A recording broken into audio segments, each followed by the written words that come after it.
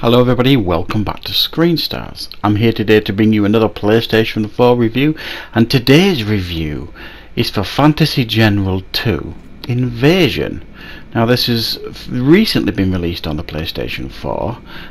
It's fairly reasonably priced in the UK. I think I paid $24.99 or $25.99, something like that, which is a reasonable price for a game of this sort. And what kind of game is this? Well, this is a turn-based strategy game with a little bit of a real-time strategy thrown in there for good measure, and it's set in like a fantasy universe, and you are the son of a barbarian clan, and it is your duty as the son of this barbarian clan to move the clan forward and grow in strength and conquer parts of the map, and at the same time investigating some strange events that are going on. That type of stuff. Now that's the basic outline of the story here on this game, and the story in itself is not much to speak of really. Like I say, you're the son of this barbarian clan leader, and you are conquering sections of the map with your army that grows in strength as each scenario, as you complete each scenario, your army grows in strength if you are doing the game correctly. So apparently this game is a long awaited sequel. I can't honestly tell you that I've played the original because I don't remember playing the original. Apparently it was released quite some years ago. I could potentially have played it, but I don't remember playing it. So it's quite highly anticipated, is this game. And what is it like? Well, it's actually a fairly solid turn-based strategy game here. It's not without its flaws, but it's actually quite an engrossing and entertaining game if you like strategy games, is the big if. If you're not a big fan of strategy games and you're looking to maybe get into the genre, there's probably better ones on the market than this to start with. There's a few things that hold this game back, some of them being things like there's no voice acting, it's all text based as the story progresses. There is a tutorial, but it's really quite poor, I think, the tutorial.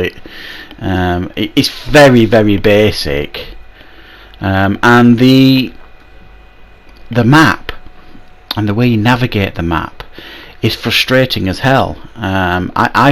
It took me quite a few campaign missions to really get my head around how the map works, and you do find yourself, I mean, the missions vary in how you approach them. Some missions you could start on a campaign mission and you're straight into a battle, and those are, for me, are the ones I enjoyed the most.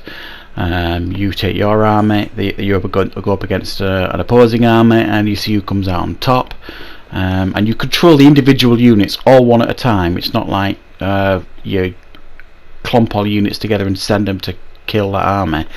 You control each of your units one at a time, and I enjoyed those missions more. The missions that I found really quite frustrating, certainly early on, were things you had to go searching for on the map. You had to go to a certain place. Now there's a wheel you can bring up that will show you on the map where you need to go, and that's only on location missions. Go to this place and talk to this person, and it shows you where you're supposed to be going or what direction you should be heading in on the map, which is all well and good. Now that works okay. However, there are some missions where you've got to wipe out all the enemies on the map, and literally every single enemy, and some of them will retreat in battle to go and recoup some health, and they'll bugger off to one end of the map and you can't find them. So you find yourself searching all over the map for these units, and that could sometimes take half an hour. It's quite frustrating, I think. Certainly how the map works, and it does take some getting used to, but eventually you kind of get there, but it doesn't really help you, the game, in that sense. The units that you will be controlling, they all kind of range from, so you've got your heroes on the map, There'll be 2 or 3 heroes or more as you do gain more as you go through the game who join your campaign, if you like.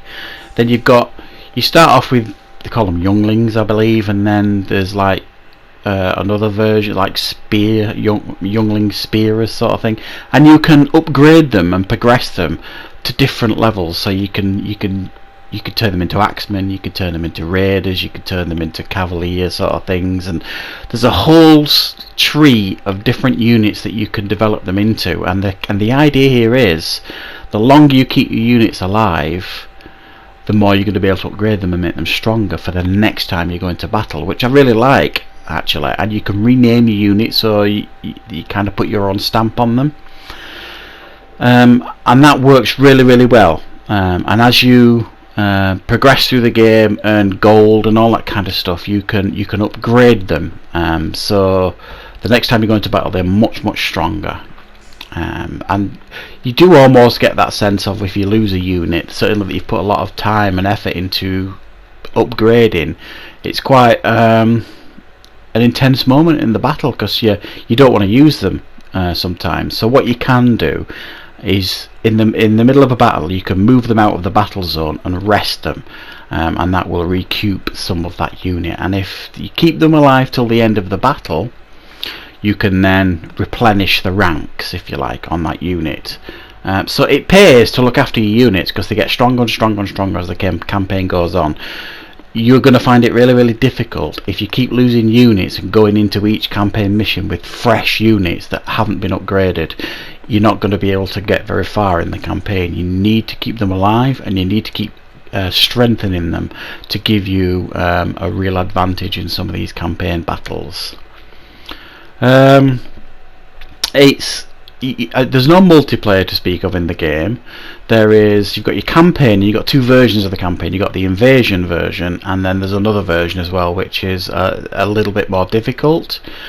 So you've got 2 versions of the campaign, and you've got like a skirmish mode, and there's like another mode, and the name escapes me now what that one's called. It's like it's procedurally generated map sort of thing, with different challenges each time you go in. To be honest, I spent most of my time in the campaign. I prefer the campaign on games like this. The skirmish mode and the other mode, they're okay, if you like, because mainly you can get to choose what army in general you want to use for those, so you can kind of vary it a little bit. But it's a quite nice little game, this. I must admit, I've been really entertained. My time has been spent these last few weeks playing Ghost of Tsushima over and over. I've been absolutely engrossed with that game. It's an incredible game. So it takes something to get me off that game and actually put some time into something else. And this game has actually done it. It will satisfy strategy gamers out there. I think it's done a good job. I can't tell you if it's a good successor to the original, because I don't remember ever playing it. It's quite in depth. The controls are okay for a console. I've not had any troubles controlling the units. It's fair. I think the learning curve is just right. Like I say, as long as you play the game sensibly and you don't lose all your units each mission, then you're going to find the game really, really difficult. If you keep units alive and you're smart when you're playing, the difficulty spike works just fine, I think. And it's a fun game, you know what I mean? If you're a veteran of strategic games or real-time strategy games, it's a game that you put on and you will feel immediately comfortable with. I've played a lot of them in my time, and it took me about an hour to really feel comfortable playing the game and understand the mechanics of it, how it works. And then it took me another 2 or 3 hours then to get my head around the map, and because I found that really the most frustrating part of the game. But it's a solid strategy game. It's a nice addition to the PlayStation 4 gallery. I'm enjoying my time. I'm going to give it a solid 7 out of 10. It is certainly flawed. Graphically it's nothing special, and the environments are very, very samey, so you could call the game repetitive as well, you know what I mean? You're kind of doing the similar things over and over again. But if you're a fan of strategy games, I think this is a game that many of you will certainly enjoy, and for the price point as well, I think it might be worth checking out. So thank you very much for watching, everybody. I hope you enjoyed this review. I hope you found it useful. I will be back with more reviews on Screen Stars very, very soon.